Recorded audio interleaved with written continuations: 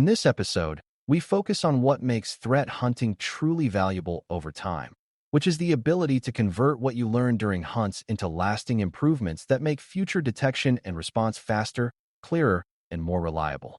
A hunt can feel successful when it finds something suspicious, but if that knowledge stays in one analyst's head or in a single investigation document, the organization does not actually get stronger.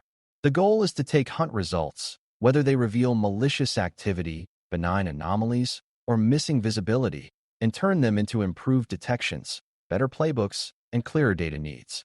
This is how a Security Operations Center, SOC, matures, because each hunt becomes a step upward rather than a one-time event. For beginners, it helps to think of hunts as experiments, and the real payoff is what you do with the results. When you consistently turn results into operational changes, you reduce guesswork, reduce time to triage, and improve the quality of decisions made under pressure. Before we continue, a quick note. This audio course is a companion to our course companion books. The first book is about the exam and provides detailed information on how to pass it best. The second book is a Kindle-only ebook that contains 1,000 flashcards that can be used on your mobile device or Kindle. Check them both out at cyber.author.me in the Bare Metal Study Guide series. The first step is understanding what counts as a hunt result, because it is more than a yes or no answer about compromise. A hunt result can be a confirmed malicious pattern, such as evidence of unusual access behavior that aligns with attacker actions. It can be a suspicious pattern that is not confirmed but suggests a risk that should be monitored or investigated further. It can be a benign explanation for an unusual pattern, which is still valuable because it improves your baseline understanding and prevents future false alarms. It can also be a discovery that you cannot answer a question due to missing, inconsistent, or hard-to-access telemetry, which reveals a data gap. Each of these outcomes can be converted into improvement, but the improvement type differs. Malicious findings often feed detections and response playbooks. Benign findings often feed tuning and documentation, and data gaps feed telemetry and collection priorities. When you treat every outcome as actionable, hunting becomes a continuous improvement engine rather than a sporadic search. Converting hunt results into detections begins by identifying the part of the observed behavior that is stable and meaningful, rather than focusing on surface details that change easily. A detection built on a brittle detail will fail as soon as an attacker changes a file name, a host value, or a minor pattern. A detection built on a behavioral relationship, such as an unusual sequence of authentication followed by privileged action, tends to be more durable. The hunt result should tell you what signal or combination of signals best separates suspicious behavior from normal behavior in your environment. That separation is crucial because detections must be actionable, not just theoretically interesting, and actionability depends on signal quality. When you build detections from hunt results, you also capture the context that made the finding meaningful, such as asset role, user role, and expected access patterns. This context allows the detection to be tuned so it produces fewer false positives and more high-confidence leads. The result is that future similar activity will surface as a clear alert rather than a rediscovery through another hunt. A good way to think about detection improvements is that you are turning a hunt question into a repeatable signal that can be monitored continuously. During a hunt, you may have manually searched for patterns, correlated events, and reasoned through anomalies. A detection tries to automate at least part of that reasoning, so it happens at scale and at speed.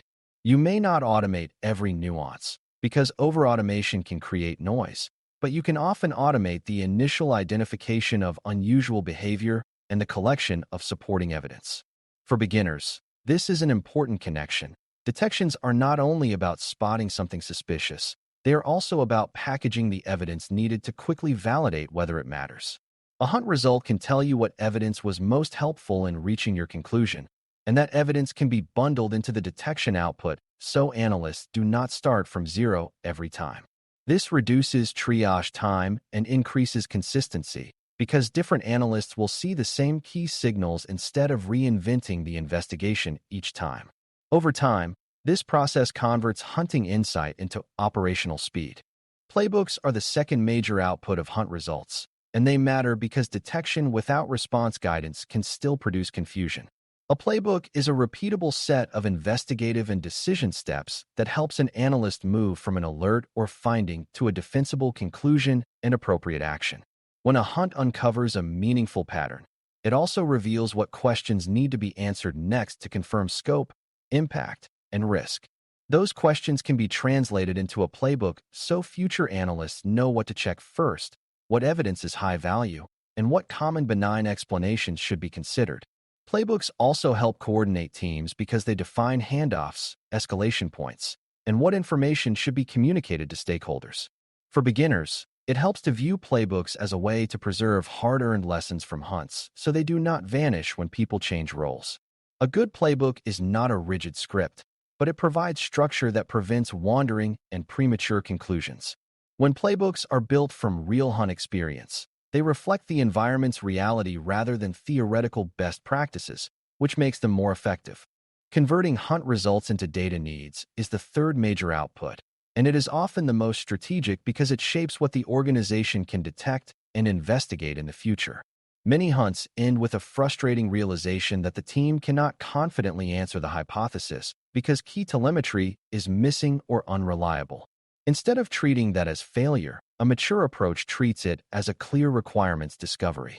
Data needs can include needing better authentication detail, better visibility into privileged actions, better network flow summaries, or better records of configuration and permission changes. They can also include needing consistent timestamps, adequate retention periods, or centralized access to logs that are currently siloed. The key is to express data needs in terms of questions you must be able to answer, not just in terms of wanting more logs. For example, you may need to answer whether a specific identity accessed a sensitive system from an unusual pathway, and you identify what telemetry would confirm that. When data needs are framed as answerable questions, it becomes easier to prioritize collection work because the value is obvious and tied to risk reduction. A disciplined conversion process also includes documenting confidence and limitations, because the improvements you build should reflect what you truly learned. If a hunt result is based on strong corroborated evidence, you can justify building a higher priority detection and a more urgent playbook. If a result is based on weak signals or ambiguous patterns, you may choose to treat it as a hypothesis generator for future hunting rather than as a detection trigger. If a result is heavily dependent on a specific part of your environment, you may scope the detection narrowly to the systems where it makes sense rather than deploying it broadly and creating noise. This is an important beginner lesson because it shows that not every hunt should produce the same kind of output. The goal is not to force every hunt into a detection, but to produce the right operational improvement for what was learned. When you match output to confidence and scope, you keep your detection program credible and your playbooks practical. Credibility is essential because teams will ignore signals they do not trust, and that undermines the entire purpose of hunting. Another key step is tuning, because hunt-derived detections often start either too broad or too narrow. If a detection is too broad, it triggers frequently on benign activity, and analysts become fatigued, which reduces response quality. If it is too narrow, it misses meaningful activity, and the organization gains a false sense of security. The hunt result provides clues for tuning because it shows what made the pattern distinctive in the first place, such as specific combinations of behaviors, time windows, or asset categories. A good approach is to start with a controlled deployment, observe what triggers, and refine based on what you learn, keeping careful notes about changes. This is similar to how hunts themselves are iterative, and it reinforces the idea that detection improvement is a life cycle, not a one-time event. For beginners, it helps to connect tuning to defensibility. A tuned detection is more defensible because it produces actionable signals that align with evidence, and it reduces the risk of chasing noise. Over time, tuning based on real findings is what turns a detection from a concept into a reliable operational tool. There is also an important connection between hunt results and metrics, even at a beginner level, because improvements should change outcomes in observable ways. If hunts are being converted into detections and playbooks, you should see impacts such as reduced time to triage, increased consistency in investigations, and earlier discovery of certain behaviors. If hunts are producing data needs that are being fulfilled, you should see increased ability to answer key questions and reduce dependence on guesswork during incidents. You do not need complex measurement to benefit from this, but you do need some way to know whether improvements are working. Otherwise, you may invest effort without actually becoming more capable. A simple way to think about this is to ask whether a future analyst could handle the same pattern faster and more confidently because of the detection and playbook you created. If the answer is yes, the conversion worked. This mindset keeps hunting focused on operational maturity rather than on isolated wins. Converting hunt results also strengthens the culture of the SOC because it encourages knowledge, sharing, and consistency.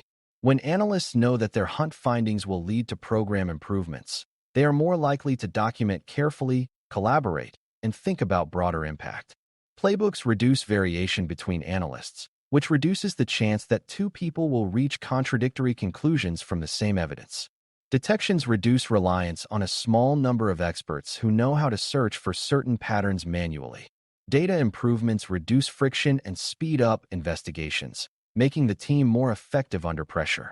For beginners, it is useful to see how these outputs reinforce each other. Better data enables better detections feed better playbooks, and better playbooks identify what data is missing for faster decisions.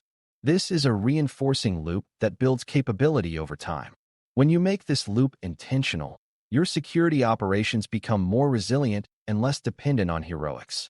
In closing, converting hunt results into improved detections, playbooks, and data needs is the step that turns threat hunting into long-term operational advantage. Hunt outcomes can be malicious findings, benign clarifications, or visibility gaps, and each can produce a meaningful improvement when handled intentionally. Detections capture stable behavioral signals so future similar activity surfaces quickly with useful supporting evidence, reducing tree-off time and increasing consistency. Playbooks preserve the reasoning and investigative steps that worked in the hunt so future analysts can reach defensible conclusions without reinventing the process. Data needs translate hunting limitations into clear visibility requirements framed as questions the organization must be able to answer, which guides telemetry investment. When you align outputs with confidence, tune carefully, and track whether improvements change outcomes, you build a learning system that gets stronger after every hunt. This is how proactive detection becomes sustainable, because each hunt leaves the environment and the team better prepared for what comes next. Thanks for listening. For more audio courses, daily newsletters, and more, please visit BareMetalCyber.com.